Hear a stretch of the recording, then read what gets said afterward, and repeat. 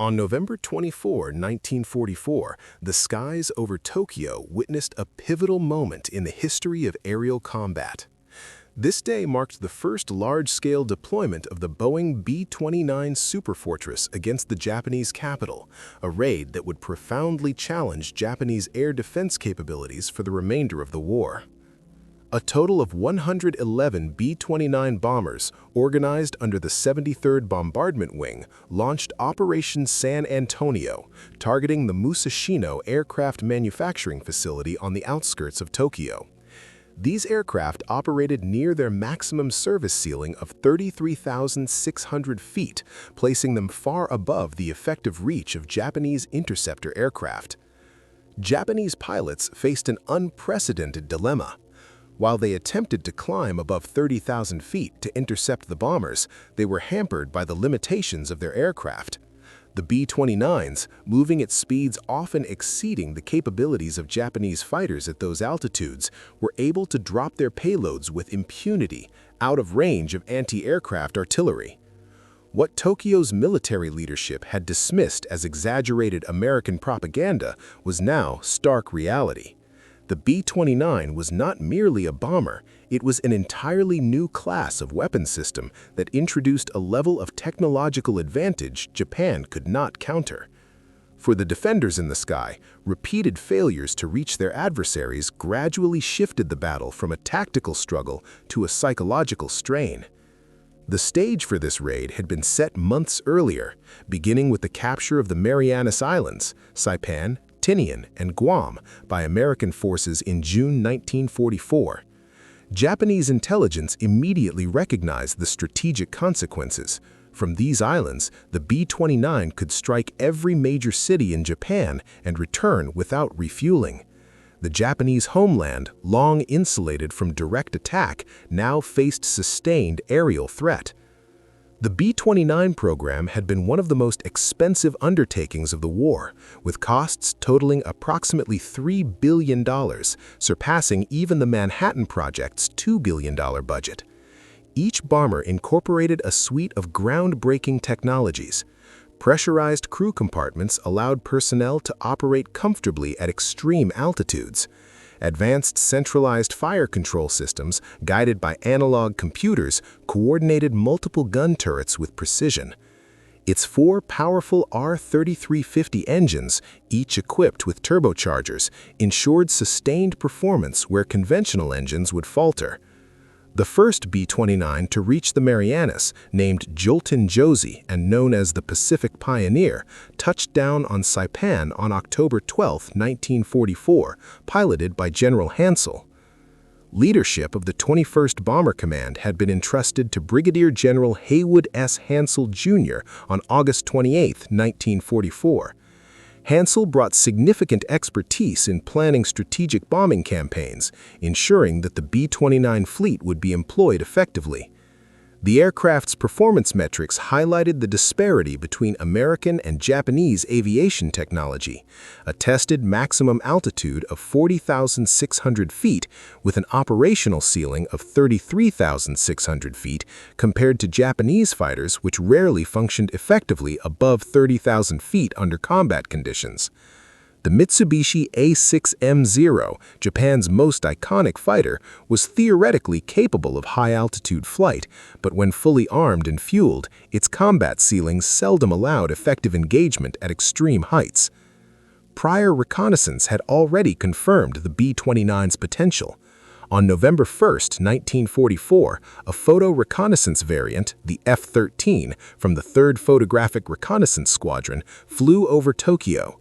This marked the first American aircraft over the city since the Doolittle raid, providing crucial intelligence that would guide the coming offensive.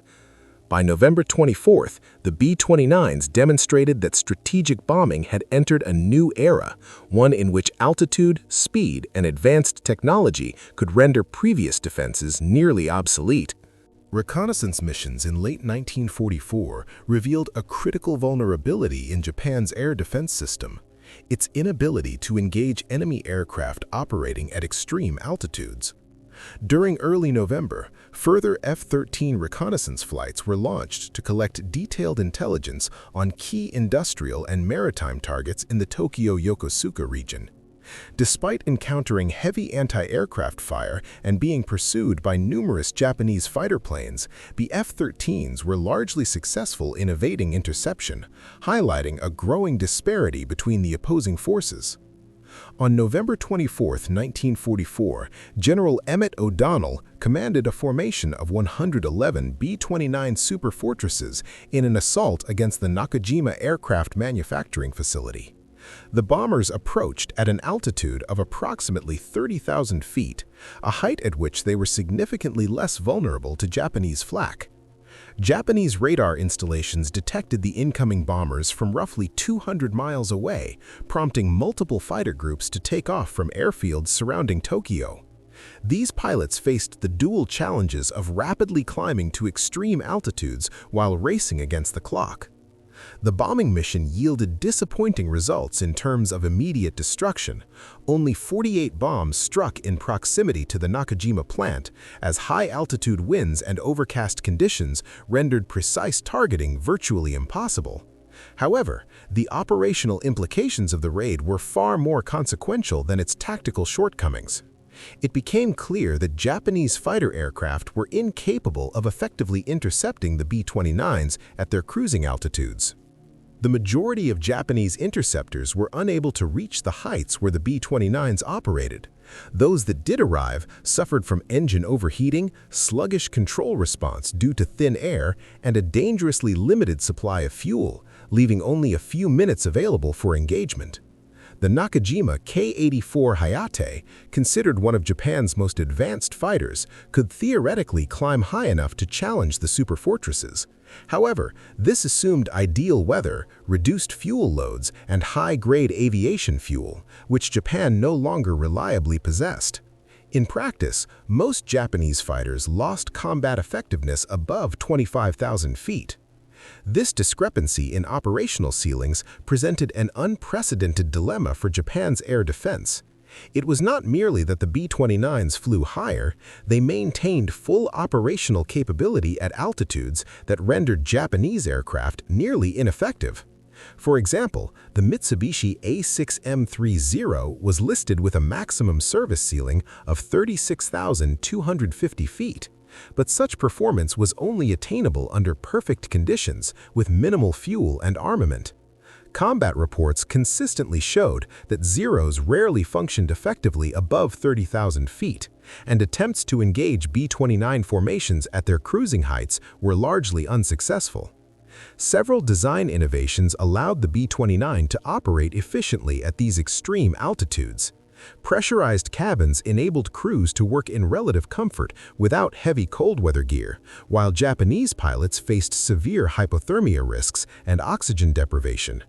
These factors combined to create a strategic air superiority for the U.S. bombers, as they could conduct missions with full combat readiness in environments where Japanese interceptors were fundamentally constrained.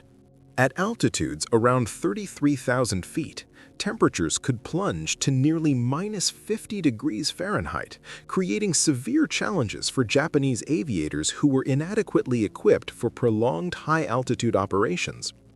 Their aircraft lacked both sufficient cockpit heating and protective clothing necessary to withstand such extreme cold. However, the difficulties faced by Japanese pilots extended beyond environmental discomfort. As planes ascend, air density decreases, directly affecting engine performance. In contrast, the B-29 Superfortress was equipped with R-3350 engines featuring General Electric Type B-11 turbochargers, which harnessed exhaust gases to compress intake air and sustain engine power up to critical altitudes. Japanese fighters without comparable turbocharging systems experienced a progressive loss of engine output as they climbed higher. The combination of extreme temperatures and diminishing engine performance made intercepting B-29 bombers a daunting task. By mid-1944, Japanese aircrews increasingly regarded conventional interception attempts as largely futile. This perception led to the adoption of desperate measures, including deliberate ramming attacks. Beginning in August 1944, select units started to engage B-29s through suicide collisions, and by October, specialized kamikaze fighter units were officially organized. By the conclusion of the conflict, these ramming tactics had resulted in the destruction of 9 B-29s and damage to an additional 13 at the cost of 21 Japanese aircraft. Post-war investigations by the United States Strategic Bombing Survey provided a detailed assessment of the bombing campaign. Over the course of the war, B-29s carried out 31,338 missions over Japan, dropping a total of 169,676 tons of ordnance. Of the 414 aircraft lost, a loss rate of just 1.3%, only a minor fraction fell to Japanese fighter action. The majority of losses were attributed to mechanical failures, adverse weather conditions, or operational accidents rather than enemy engagement. The difficulties posed by high-altitude interception prompted Japanese engineers to pursue technological solutions. The 244th Sentai, under the command of Captain Terahiko Kobayashi, became a pioneer in organized ramming operations. On December 3, 1944, the unit successfully destroyed 6 B-29s through deliberate mid-air collisions, with all participating Japanese pilots surviving by bailing out afterward. This extreme approach emerged out of necessity, as traditional interception at such high altitudes proved almost impossible. Kobayashi, who assumed leadership of the 244th Sentai in November 1944 as the youngest Sentaicho in the Japanese Army Air Force, ultimately achieved 5 confirmed kills, including 3 B-29s, though these were primarily through ramming and low-altitude engagements rather than conventional high-altitude dogfighting. In parallel, Japan developed experimental aircraft intended to counter high-flying bombers. The Mitsubishi J-2M Raiden was modified to include a turbocharger, theoretically enabling it to reach up to 38,000 feet. However, reliability issues limited production to just 35 units equipped with the device. Another high-altitude attempt was the Kawasaki K-108, which incorporated a pressurized cockpit, a rare feature among Japanese fighters designed to enhance pilot endurance at extreme altitudes. Despite these innovations, technical limitations and operational constraints meant that Japanese forces struggled to mount an effective high-altitude defense against the B-29 throughout the war. 4 experimental aircraft were constructed, yet the project was ultimately terminated after a catastrophic failure in the pressurization system claimed lives during testing. The Tachikawa Ki-94 had been specifically conceived as a high-altitude interceptor, featuring a pressurized cockpit and a turbocharged engine that, in theory, could allow it to operate at 45,000 feet.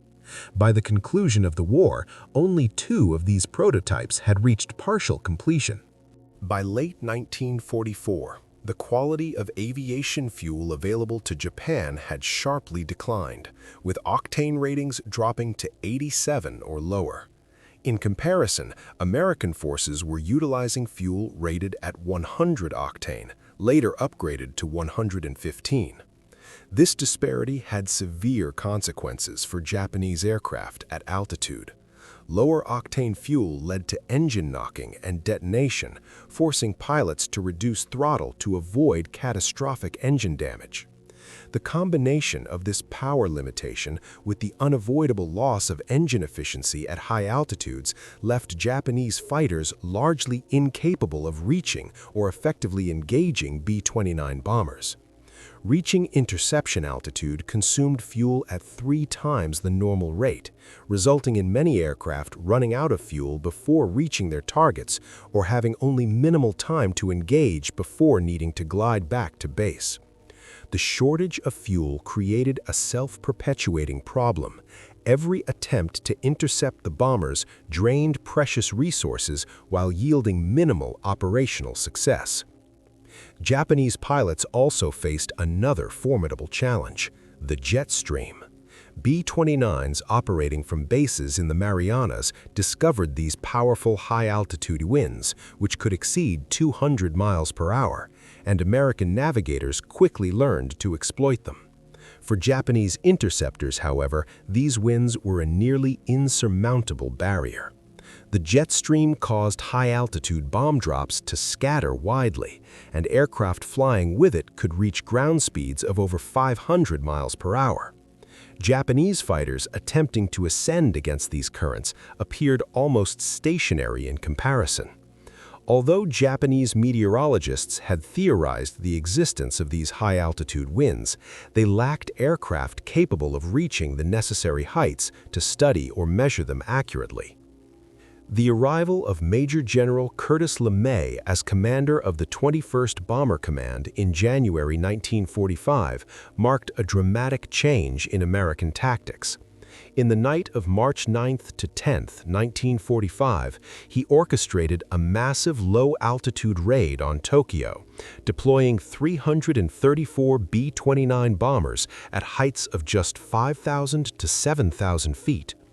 While a shift to low-altitude operations might have provided Japanese fighters with an opportunity to intercept, it introduced entirely different difficulties. Japanese night fighter capabilities were rudimentary. Most pilots lacked training in instrument flying, and ground control systems were not equipped with effective radar guidance. The raid itself was devastating. Of the 334 bombers over Tokyo, only 14 were lost, primarily due to updrafts generated by the enormous firestorm caused by incendiary bombs rather than enemy action. The assault destroyed approximately 267,000 buildings, leveling a quarter of the city, and resulted in an estimated 100,000 civilian deaths. The operation demonstrated the B-29's ability to conduct missions with near impunity, showing that altitude alone could no longer guarantee protection for Japanese cities. By the beginning of 1945, Japan's capacity to perform high-altitude air defense had collapsed entirely. Maintenance of aircraft suffered severely, as a critical shortage of spare parts, essential tools, and skilled mechanics made keeping planes operational nearly impossible. Simultaneously, the pilot training program, which had previously required 2 full years, had been compressed to just 3 months, producing aviators ill-prepared for the technical demands of intercepting enemy bombers at extreme altitudes. As a result, resistance to Allied bombing raids sharply declined starting in April 1945. On April 15, 1945, Japanese air defense was nominally centralized under a single command when the Air General Army was established, headed by General Masakazu Kawabe. However, by this point, the fighter force had already been rendered largely ineffective. The 343rd Naval Air Group, created in December 1944 under Captain Minoru Genda with the explicit mission of defending the homeland, gathered Japan's remaining ace pilots and assigned them the best aircraft still available. Despite their skill, these pilots could not overcome the fundamental physical limitations that made interception of high-flying B-29 bombers almost impossible. The situation deteriorated further when long-range P-51 Mustang fighters began escorting B-29s from Iwo Jima in April 1945. On April 7th, the first mission to receive protection from these very long-range Mustangs was a raid on Tokyo. During this operation, American forces reported the downing of 101 Japanese aircraft while losing only 2 P-51s and 7 B-29s, demonstrating the overwhelming advantage the escort fighters provided. Air raid effectiveness against Japanese targets had improved dramatically over the course of 1944-1945. In November 1944, only 1/5 of bombers hit their primary targets, and an additional 20% failed to strike any target at all. By March 1945, the proportion of bombers reaching the main target had risen to 85%, climbing to 94% by July. This leap in accuracy was largely attributable to the near elimination of Japanese fighter opposition and refinements in bombing tactics. The supremacy of Allied aircraft at extreme altitudes was ultimately demonstrated during the atomic bomb missions. Practice flights conducted by the 59th Composite Group routinely operated at 30,000 feet, well above the reach of most Japanese anti-aircraft defenses and fighters. During these operations, Japanese interceptors did not attempt to engage the high-flying aircraft. On August 6, 1945, the B-29 Enola Gay delivered the first atomic bomb on Hiroshima from an altitude of 31,600 feet. 3 days later, the B-29 Boxcar dropped the second atomic bomb on Nagasaki from 28,900 feet. Neither mission faced any aerial opposition, as Japanese interceptors were simply incapable of reaching such altitudes effectively. Even in the final days of the war, confusion and disorganization characterized Japanese air defense. On August 18, 1945, legendary pilot Saburo Sakai participated in the Japanese Navy's last wartime sortie, attacking 2 reconnaissance B-32 Dominators. Initially, he mistook these aircraft for B-29 Superfortresses. The engagement occurred at roughly 6,000 meters, about 20,000 feet, where Sakai noted the unusually large single vertical stabilizer sloping upward toward the rear, a distinctive feature of the B-32 rather than the B-29. This encounter underscored the diminished state of Japanese aerial operations even in the war's closing moments. The final skirmish of World War II, occurring after Japan had formally surrendered on August 15, 1945, claimed the life of Sergeant Anthony Marion, marking him as the last American soldier to die in combat during the war. The B-29 Superfortress, which played a central role in this concluding phase, embodied technologies that were entirely beyond Japan's industrial reach. These aircraft featured innovations such as constant-speed propellers with electric pitch adjustment, turbo-supercharged engines, centralized fire control systems driven by analog computers, and pressurized cabins with climate regulation. The technological gap between the two nations was measured not in years, but in decades. Each B-29 demanded enormous resources, over 13 tons of aluminum, approximately 500 kilograms of copper, some 600,000 rivets, nearly 10 miles of electrical wiring, and 2 miles of tubing. American factories were capable of producing these components through mass production methods that Japan had not yet mastered. While Japanese aircraft still relied on handcraftsmanship by skilled workers, American production lines could assemble B-29s from standardized parts, ensuring uniformity and efficiency at an unprecedented scale. By October 1944, the 21st Bomber Command had expanded across locations from Colorado Springs to the Marianas, eventually encompassing a workforce of 43,000 personnel. This massive organizational undertaking was a testament to American logistical prowess, just as the B-29s themselves symbolized technological supremacy. By August 1945, the 21st Bomber Command had inflicted catastrophic damage on Japan's industrial infrastructure, devastated its economy, and severely undermined civilian morale. The destruction followed a carefully planned sequence of operations. Between November 27 and December 3, 1944, Tokyo was struck by 3 major bombing raids. 2 of these targeted the Musashino aircraft plant, while the third focused on an industrial district using M69 incendiary cluster bombs. On February 25, 1945, 172 B-29s unleashed incendiary bombs that obliterated approximately 28,000 buildings, demonstrating the devastating effectiveness of firebombing in densely populated Japanese cities. Subsequent attacks included over 100 bombers striking the Nakajima aircraft factory on April 2nd, followed by a return mission of 101 bombers on April 7th. By April 13th, more than 300 B-29s were deployed against military installations in and around Tokyo. These air raids systematically dismantled Japan's capacity to produce warplanes.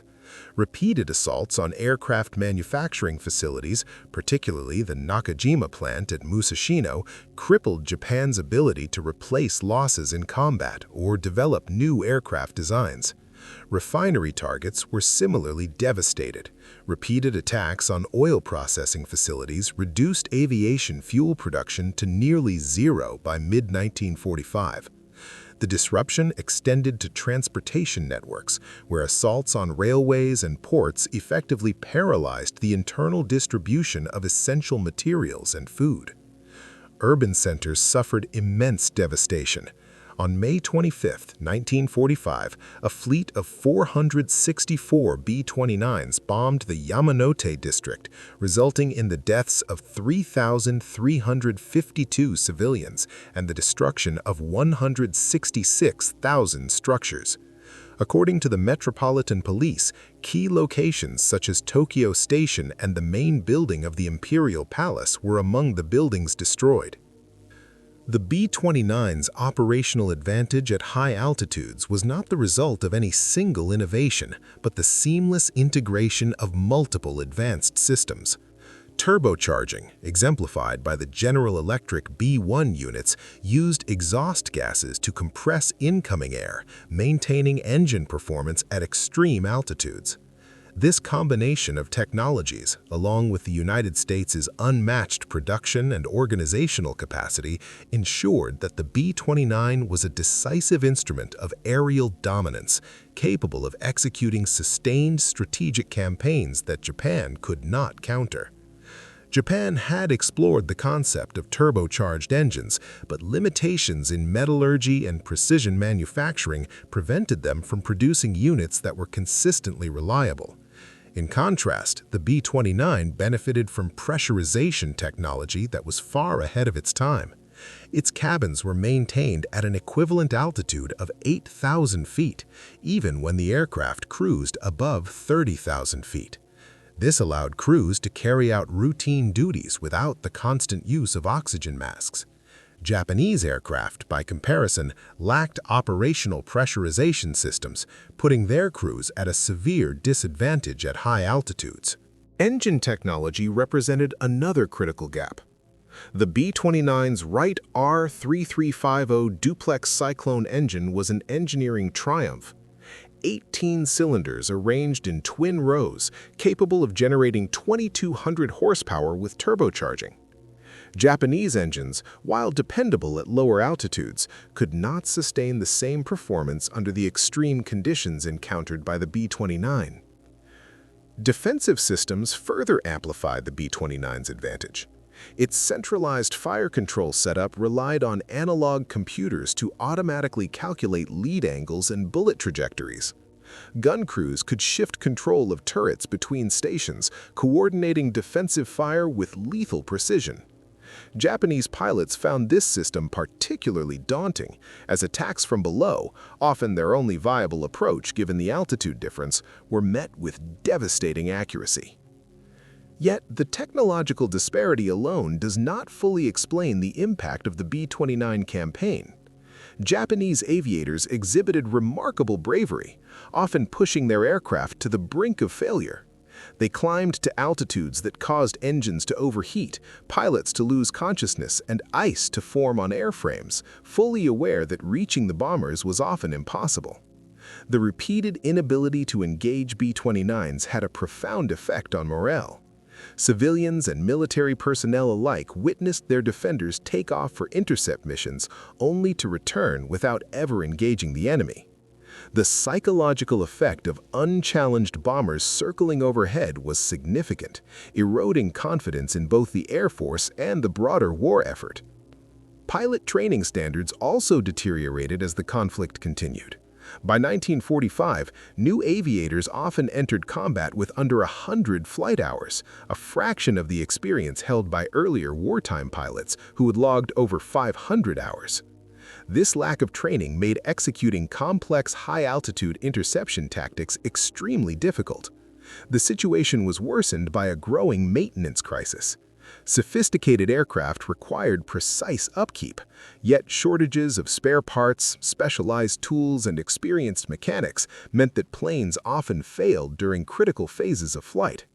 Engine failures during climbs were frequent, and attempts to bail out of malfunctioning aircraft sometimes ended tragically due to jammed canopies.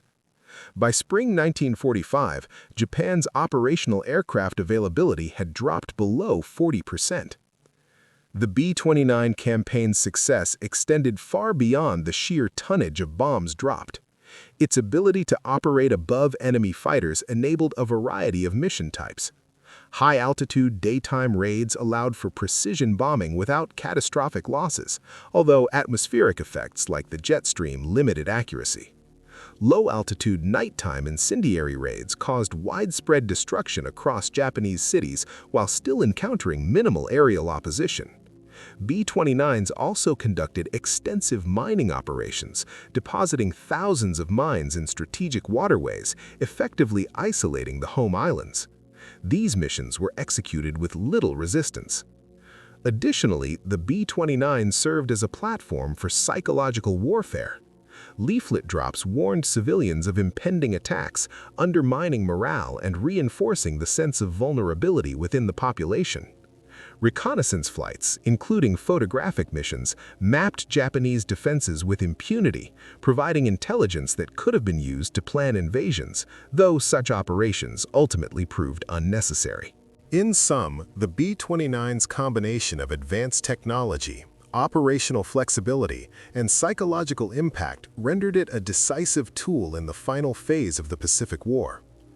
Japanese pilots demonstrated extraordinary courage in the face of these overwhelming odds, but structural and technological limitations meant that their efforts could rarely translate into successful interceptions, leaving their homeland increasingly exposed to aerial assault. The B-29 Superfortress played a pivotal role in bringing World War II to a close, a contribution that went far beyond the use of atomic weaponry. When Emperor Hirohito addressed the nation to announce Japan's surrender, he specifically referenced a new and most cruel bomb. Yet this statement must be understood within the larger context of years of sustained conventional bombing raids carried out by B-29s, which had already inflicted widespread devastation across Japan. During the imperial conference that ultimately determined the decision to surrender, military leaders openly acknowledged that defending against these high-altitude bombers was virtually impossible. They recognized that Japan lacked the means to prevent further destruction of its cities. While the atomic bombings provided a publicly acceptable rationale for capitulation, the relentless B-29 bombing campaign had already set the stage for inevitable defeat. Yutaka Akabane, a senior civil servant at the time, noted that the raids targeting medium-sized and smaller cities had the most profound impact, confronting the civilian population with the brutal reality of aerial bombardment and deepening national demoralization. By the summer of 1945, Japanese industrial output had plummeted to less than 15% of its pre-war peak. The B-29's operational ceiling offered significant lessons in military strategy that continue to resonate. Control of an operational domain proved decisive. By flying above the effective reach of Japanese fighters, B-29 crews demonstrated the advantage of dominating a space where the enemy could not effectively respond. This concept foreshadowed modern doctrines of air superiority and domain dominance. The effectiveness of the B-29 also highlighted the critical importance of integrating multiple technological systems. The aircraft's success was not derived from a single innovation, but from the combination of turbocharged engines, pressurized cabins, advanced fire control, and precise navigation systems, all working together to create an operationally superior platform. This integration, coupled with the United States' remarkable industrial capacity, allowed nearly 4,000 B-29s to be produced with consistent quality, a testament to the fact that sustained military power ultimately depends on an industrial foundation capable of manufacturing and supporting complex systems. Equally vital was the role of training and doctrine. even the most advanced aircraft are ineffective without crews capable of exploiting their full potential. American personnel underwent rigorous training programs to master the B-29's sophisticated systems, and the operational lessons learned influenced military aviation development for decades. The Soviet Union, for example, reverse-engineered captured B-29s to create the Tupolev Tu-4, subsequently prioritizing high-altitude performance in its bomber designs. Globally, the challenges of intercepting such high-flying aircraft accelerated the development of jet-powered fighters and spurred research into surface-to-air missile technology. Beyond the technical and strategic impacts, the B-29 campaign left a profound human legacy. In the years following the war, veterans from both sides met at aviation reunions, reflecting on the shared and harrowing experiences of aerial combat. Japanese pilots who had attempted near-impossible interceptions were confronted by the American crews who had observed their struggles from above. These encounters fostered mutual respect. U.S. airmen recognized the bravery of their adversaries, while Japanese pilots acknowledged the futility of their efforts after early 1945, yet continued out of duty and a sense of honor. The wartime experiences of both nations' airmen left lasting imprints on post-war aviation. Japan's post-war aircraft industry, for instance, incorporated hard-earned lessons from encounters with the B-29, influencing design priorities and operational concepts for decades. In sum, the story of the B-29 demonstrates that military outcomes are shaped not solely by groundbreaking weapons, but by the interplay of technology, training, industrial strength, strategic vision, and the human element of warfare. In the years following World War II, Japan's design requirements for its self-defense aircraft were dominated by the need to operate at extreme altitudes. The inability of Japanese fighters to reach the cruising levels of the B-29 bombers left a deep impression on military planners and engineers, shaping aviation strategy and development for decades.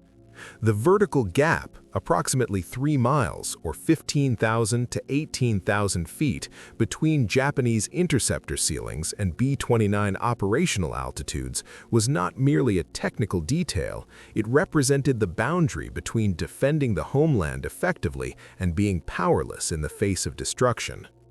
Japanese pilots who first encountered B-29s at altitudes far beyond their reach went through a predictable psychological progression.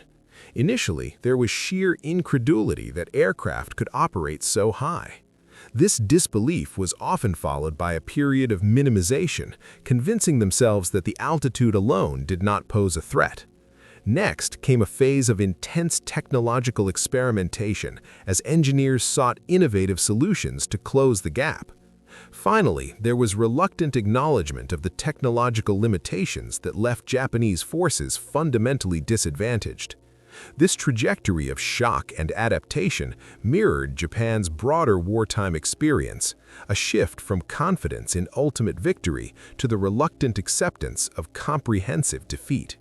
For the United States, the B-29 program validated the principles of strategic bombing and highlighted the critical role of technological advantage.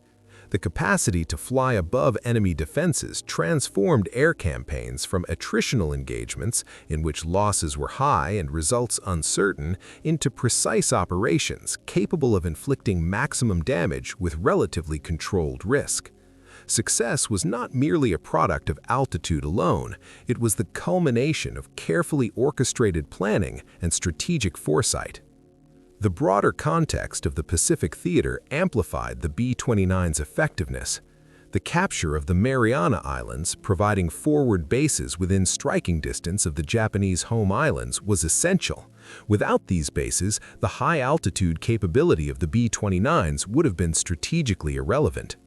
Additionally, American submarines had already crippled Japanese shipping, starving factories of critical raw materials, while signals intelligence allowed planners to navigate B-29 missions around the densest concentrations of enemy fighters. The United States' industrial capacity, its ability to manufacture B-29s in quantity, train crews, and sustain operations at forward bases further ensured that the technological advantage was fully leveraged. The effectiveness of the B-29 campaign lay in the integration of multiple military instruments rather than in the capabilities of any single component. High-altitude operation magnified the impact of naval blockades, code breaking, and industrial production, creating a synergistic effect that accelerated Japan's defeat. The B-29 was more than a step forward in performance. It represented a transformation in aerial warfare. Complex systems could now be produced at scale and maintained reliably in combat conditions, demonstrating that technological sophistication could achieve operational results beyond the abilities of individual skill or valor. The effectiveness of the B-29 campaign lay in the integration of multiple military instruments rather than in the capabilities of any single component. High-altitude operation magnified the impact of naval blockades, code breaking, and industrial production, creating a synergistic effect that accelerated Japan's defeat. The B-29 was more than a step forward in performance. It represented a transformation in aerial warfare. Complex systems could now be produced at scale and maintained reliably in combat conditions, demonstrating that technological sophistication could achieve operational results beyond the abilities of individual skill or valor. The lessons learned extended beyond the immediate campaign. The B-29 showed that overall system integration could surpass the effectiveness of singular heroics. Industrial production techniques applied to advanced weapon systems became a central paradigm in modern warfare, where the capacity to design, manufacture, and operate complex technologies at scale could determine the outcome of conflict. Traditional notions of military prowess, courage, maneuvering skill, and tactical brilliance were increasingly overshadowed by technological competence and strategic foresight. The altitude advantage, in particular, underscored a broader principle. Mastery of advanced technology could render conventional military strengths largely irrelevant, reshaping doctrines and development priorities for generations. Ultimately, the B-29 program exemplified the intersection of innovation, industrial power, and strategic planning. Its success was not the result of a single breakthrough, but of a coordinated approach that combined multiple dimensions of warfare.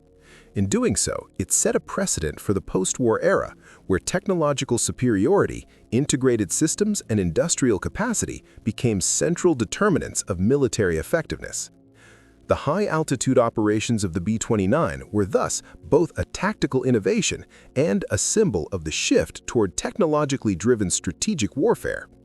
The appearance of B-29 bombers at altitudes beyond the operational ceiling of Japanese fighters struck the Japanese Air Forces with more than mere tactical astonishment. It represented a fundamental confrontation between technological reality and long-held military beliefs. For decades, Japan's armed forces had cultivated an image of spiritual supremacy to offset their material shortcomings. Yet, the B-29s, gliding effortlessly above the reach of even Japan's most skilled pilots and advanced aircraft, shattered this core assumption in a dramatic and undeniable way. In less than a year, the B-29 fleet expanded rapidly, growing from a single wing of 119 bombers to 5 wings totaling roughly 1,000 aircraft. Operating primarily from bases in the Mariana Islands, this formidable force systematically dismantled Japan's capacity to continue the war, all while sustaining relatively minor losses from enemy action. The raw statistics, however, tell only part of the story. Behind the numbers were countless Japanese aviators dispatched on interception sorties with a grim understanding that they were unlikely to reach their targets. Engines would stall at extreme altitudes, consciousness would fade, and aircraft would become uncontrollable, leaving pilots to witness American bombers reach their objectives without opposition.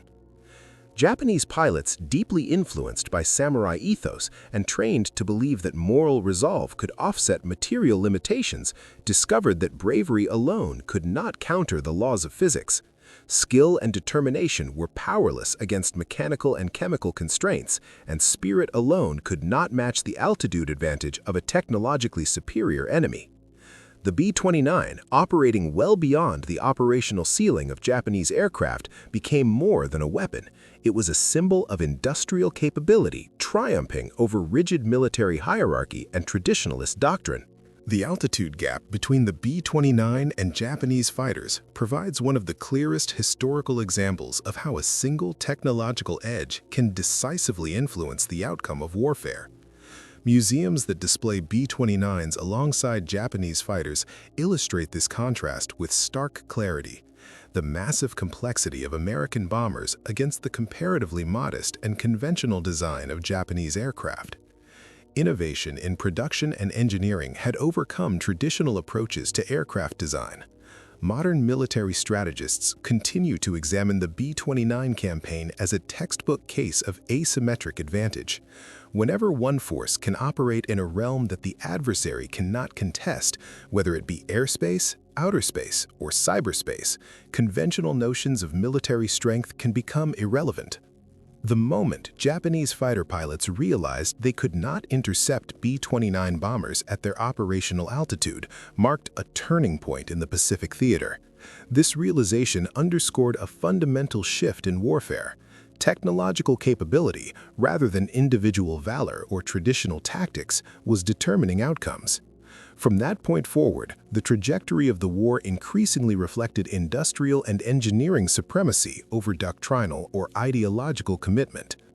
B-29s, cruising far above the reach of Japanese interceptors, were not merely conducting strategic bombing missions, they were embodying a new model of military engagement.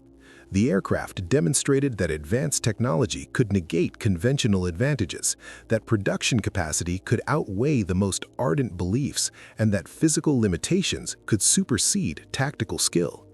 The shock experienced by Japanese pilots was a direct confrontation with these new realities. Their attempts to engage the bombers, often at the very limits of their aircraft's performance, highlighted extraordinary personal bravery, but also a clear inevitability. Their machines were simply incapable of reaching the heights where the conflict was being decided. In striving toward unattainable targets, these pilots confronted the stark truth of modern war. Success no longer depended solely on courage or mastery of traditional combat maneuvers. It depended on the ability to act in arenas where adversaries could not follow. The aerial struggles over Japan in the final years of the war thus became a vivid demonstration of industrialized warfare, where the means of production and technological advancement dictated the strategic balance. The narrative of these failed interceptions is both a story of human endeavor and a reflection of systemic dominance. Young aviators on both sides faced mortal danger in an arena where individual effort had limited influence on the broader outcome. Meanwhile, the B-29s operated with apparent ease at altitudes far beyond the reach of opposing aircraft, symbolizing the decisive advantage provided by American industrial and engineering power. These flights encapsulated the essence of the Pacific conflict. Technological superiority could decisively render conventional military virtues, such as bravery or honor, secondary to capability. Ultimately, the B-29s were not only physically above Japanese defenses, they were conceptually above an entire wartime mindset that equated spirit and determination with battlefield success. The aircraft's stratospheric missions signaled the definitive triumph of mechanized industrial warfare over the age-old paradigm of the warrior. The inability of Japanese forces to challenge these bombers became a metaphor for the larger war, the domination of innovation and mass production over tradition and valor, establishing a new framework for understanding victory in the modern era.